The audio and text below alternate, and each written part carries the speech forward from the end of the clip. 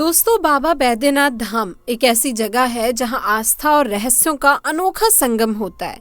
यहाँ का प्राचीन मंदिर और उससे जुड़ी कहानियां अपने में एक खास दिव्यता और शांति समेटे हुए हैं। अगर आप धार्मिकता और पुरानी कहानियों में दिलचस्पी रखते हैं तो बैद्यनाथ धाम की यात्रा आपके लिए एक यादगार अनुभव बन सकती है।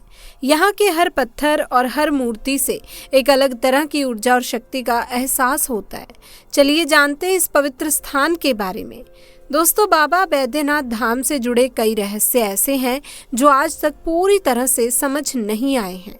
इन रहस्यों की गहराई को कोई माप नहीं पाया और इसका सबसे बड़ा उदाहरण है इलाहाबाद के रहने वाले तनुज जी। तो दोस्तों, बिना देर किए चलिए शुरू करते हैं इस वीडियो को और जानते हैं इस अद्भुत धाम के छिपे हुए राज। इलाहाबाद के रहने वाले तनुज जी की कहानी ऐसी है जो आपके रोंगटे खड़े कर देगी। ये घटना 2013 की है, जब तनुज जी अपने दोस्तों के साथ बाबा बैद्यनाथ धाम के दर्शन करने गए थे। बचपन से ही तनुज जी महादेव के अनन्य भक्त थे।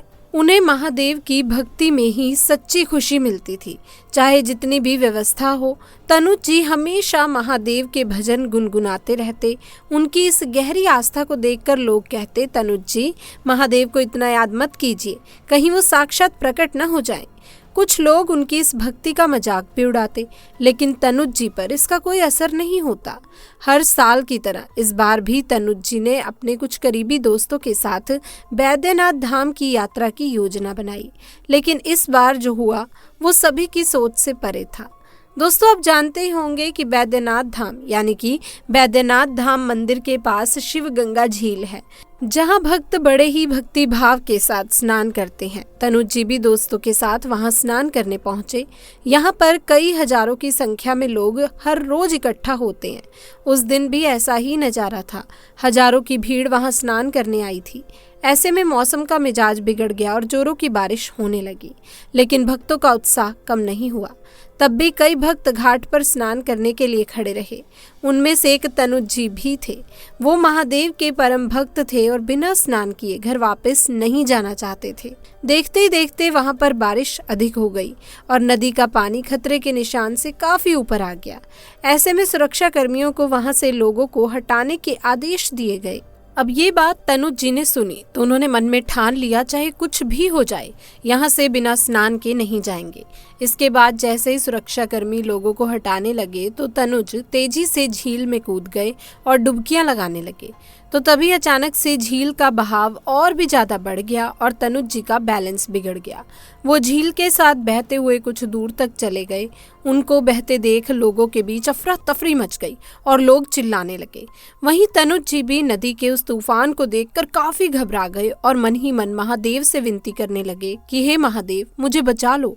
और मन ही मन हर हर महादेव, जय महादेव कहते हुए तनुज खुद को संभाल रहे थे। दोस्तों, देखते ही देखते वो झील की गहराई में डूबने लगे। अचानक से एक सुरक्षाकर्मी उनकी जान बचाने के लिए आया और तनुज जी को अपनी पीठ पर बैठाकर तैरते हुए घाट के पास सही सलामत ले गया। जैसे ही तनुज को उसके किनारे पर छोड़ा तो कई सुरक्षाकर्मी और कुछ लोग वहां आ गए। फिर वहां मौजूद लोगों ने पूछा, आपको किसने बचाया? जैसे ही तनुज जी ने उस सुरक्षाकर्मी को धन्यवाद करने के लिए उसकी तरफ देखा तो वहां तो कोई नहीं था। उसने वहां मौजूद अन्य सुरक्षा कर्मियों से पूछा कि आपकी टीम में से एक व्यक्ति ने मेरी जान बचाई है, कृपया आप मुझे उनसे मिलवा दीजिए। सब सुरक्षा कर्मियों के इंचार्ज ने कहा, हमारी टीम में से कोई भी नदी के अंदर नहीं कूदा।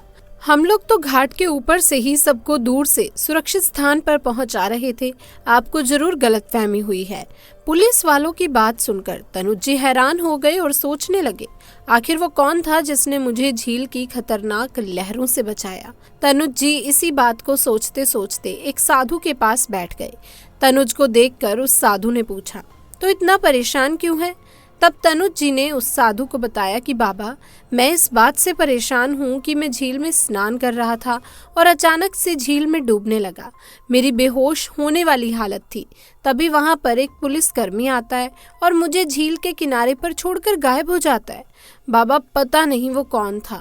वहाँ मौजूद सभी भक्तजन मुझसे कहने लगे कि ये मेरा वहम है, मुझे लहरों ने झील के किनारे फेंक दिया था। अब ये बात सुन वो साधु समझ गया कि वो कोई और नहीं बल्कि स्वयं महादेव थे।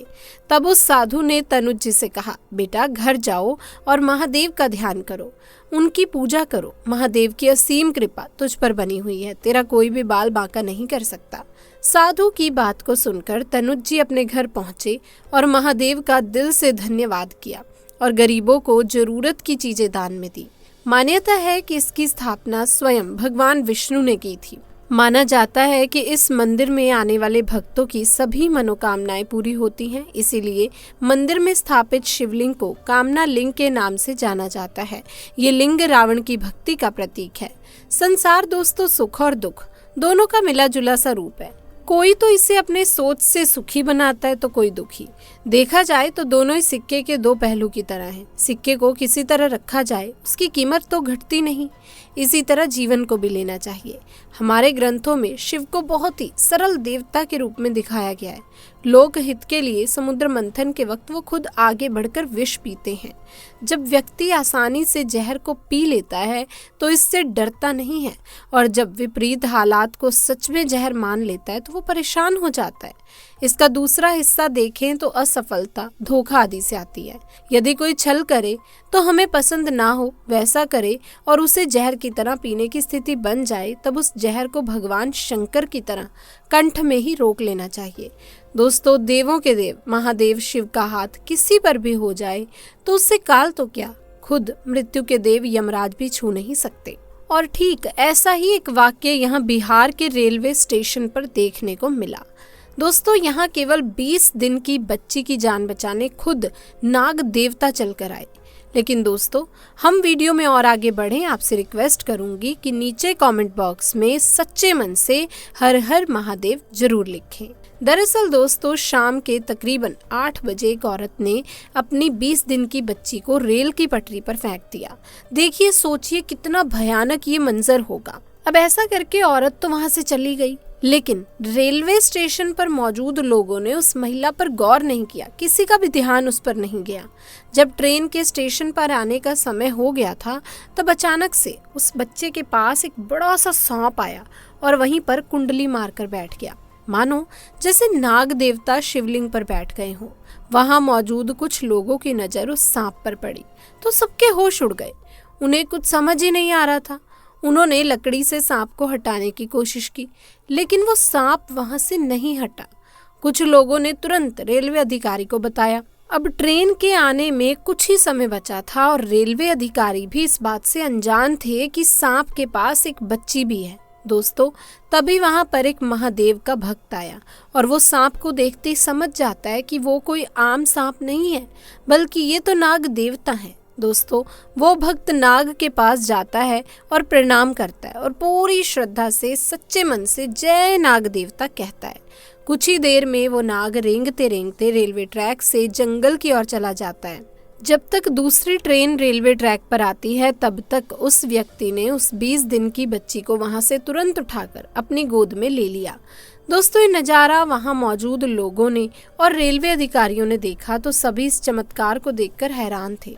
दोस्तों, आपको ये बता दें कि एक बड़े अधिकारी ने उस बच्ची का पूरा खर्चा उठा लिया और कहा, इस बच्ची का पालन पोषण मैं करूंगा। दोस्तों, ये थी आज की वीडियो। आज की वीडियो में हमने आपको 2 घटनाएं बताई। पहली बांग्लादेश से जुड़ी और दूसरी नाग देवता और एक बच्ची से जुड़ी। आपको कौन सी कहानी ज़्यादा अच्छी लगी, कमेंट सेक्शन में आके ज़रूर बताइएगा। ये वीडियो आपको कैसी लगी? अगर अच्छी लगी हो तो इस वीडियो को लाइक कर दीजिए। अपने दोस्तों के साथ, रिश्तेदारों के साथ इस वीडियो को ज़्यादा से ज़्यादा शेयर कर दें। और अगर आप हमारे चैनल पर पहली बार आए हैं और ऐसी ही सत्य घटनाएं और भी जानना चाहते हैं तो हमारे चैनल को सब्सक्राइब कर लीजिएगा। इसके साथ लगे बेल आइकन पर प्रेस करना बिल्कुल ना भूलें, ताकि जो भी वीडियोज़ हम हमारे चैनल पर अपलोड करें उसकी नोटिफिकेशन आपको समय पर मिलती रहे। आपसे फिर मिलूंगी एक नई सत्य घटना के साथ। तब तक के लिए आप सभी का बहुत बहुत धन्यवाद।